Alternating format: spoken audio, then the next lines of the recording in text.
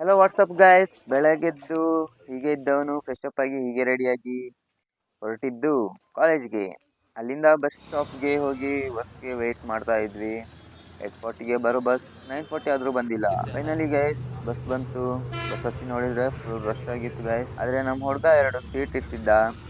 ಹಾಗೆ ಕಾಲೇಜ್ಗೆ ಹೋಗಿ ರೀಚ್ ಆದ್ವಿ. ನಾವು ಲೇಟ್ ಅನ್ಕೊಂಡ್ರೆ ಎಲ್ಲರೂ ನಾವು ಬರೋ ಟೈಮ್ಗೆ ಬರ್ತಾ ಇದ್ರು ಗೈಸ್. ಹಾಗೆ ಕ್ಲಾಸ್ಗೆ ಹೋಗಿ ನೋಡಿದ್ರೆ ಮುಕ್ಕಾಲ್ ಕ್ಲಾಸ್ ಖಾಲಿ ಖಾಲಿ ಇತ್ತು.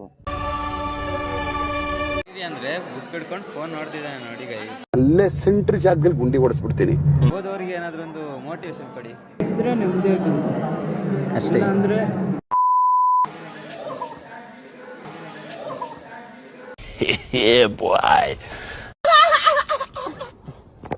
ಹಾಗೆ ಕ್ಲಾಸ್ ಬೋರ್ ಆಯ್ತಂತ ಕ್ಲಾಸ್ ಬಂಕ್ ಮಾಡಿ ಹೋಗ್ತಿದೀವಿ ಅಂತ ಅನ್ಕೊಳ್ಬೇಡಿ.